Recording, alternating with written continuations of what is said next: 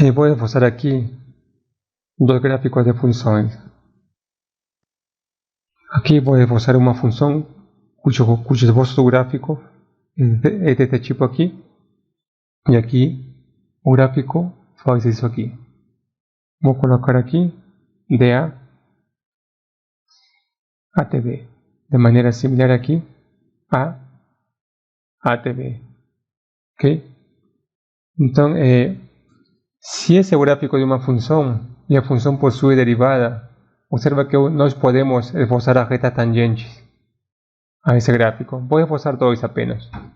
Aqui para esse gráfico vou colocar em cor roxo, aqui também, e para esse outro gráfico também vou esbozar duas tangentes, aqui e aqui. Beleza? Tem uma diferença, não sei se vocês conseguem observar, entre as retas tangentes dessa primeira função e as retas tangentes dessa segunda função. Alguém percebeu qual seria essa diferença? Vou deixar vocês aí pensando um pouco enquanto eu escrevo aqui a definição.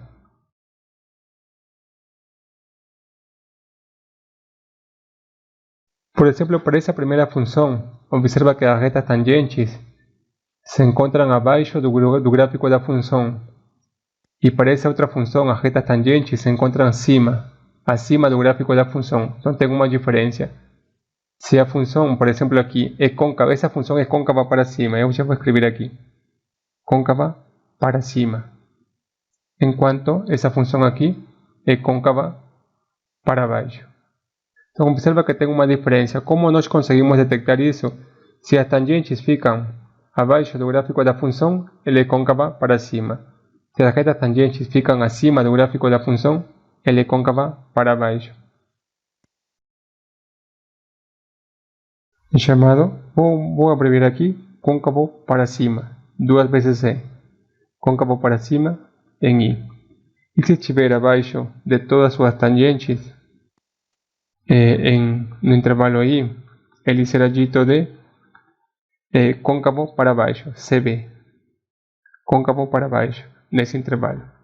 Beleza, então essa é a definição formal. Graficamente, geometricamente seria isso aqui. Ok?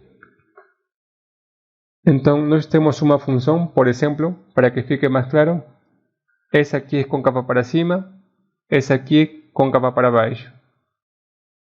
Ok? Côncava para cima, côncava para baixo. O que tem a ver esse negócio com pontos de inflexão? Bom, vou passar a definir pontos de inflexão aqui, para que fique melhor entender quem seriam esses pontos de inflexão e por que aparecem tanto nas nossas funções. Então, um ponto, vou definir aqui formalmente, um ponto de coordenadas C, F em C, ou seja, x, y, será um ponto de inflexão do gráfico da nossa função f, se f é contínua, e o gráfico dessa função f mudar de côncavo para cima para côncavo para baixo. Ou pode acontecer ao contrário. Vou colocar aqui vice-versa. Pode acontecer que mude de côncavo para baixo para côncavo para cima. Também seria ponto de inflexão. Ok? Essa é a definição formal.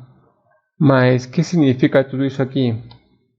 Geometricamente, o que está falando essa definição é o seguinte. Se nós temos aqui o plano cartesiano, vou esboçar aqui uma função quaisquer, em cor vermelha, o gráfico da função. Então nós temos aqui o gráfico de alguma função definido no intervalo AB. Então observa a função, essa primeira parte dessa função é côncava para baixo. Dá para ver que é côncava para baixo, certo? Vou colocar aqui CB, côncava para baixo, até mais ou menos aqui, olha. Por aqui aparece um ponto no qual o gráfico da função muda de côncava para baixo, agora virou côncava para cima. Vou colocar CC, côncava para cima. Mais ou menos até aqui. A partir daqui, passado esse ponto no gráfico da função, agora ela virou de côncava para cima a côncava para baixo. Ok? Então nós temos várias mudanças no gráfico da função. E essas caras, onde a função muda de côncava para baixo a côncava para cima e de côncava para cima a côncava para baixo, essas caras aqui, eles são os pontos de inflexão. Aí algum aluno pode perguntar talvez, mas professor, nós estudamos pontos de inflexão para gráficos que eram deste tipo aqui. Você se lembra que várias vezes, repetidas vezes, nós nos enfrentamos com esboços de gráficos de funções que tinham esse negócio aqui? Nós sabemos que aqui acontece um número crítico e eu sempre falei que esse cara era um ponto de inflexão. Mas na verdade, olhando na definição, ele é um ponto de inflexão. Por quê? Porque observa que à esquerda desse número aqui, crítico, a função é côncava para cima. E após esse número aqui, esse ponto, no gráfico da função, ela vira côncava para baixo. Então tem uma mudança no gráfico da função, de côncava para cima a côncava para baixo, após esse ponto. Por isso que ele é um ponto de inflexão. Só que para esse gráfico em particular, além desse ponto de inflexão, ele é um número crítico. Ok, gente. Então, dessa maneira é como se definem os pontos de inflexão.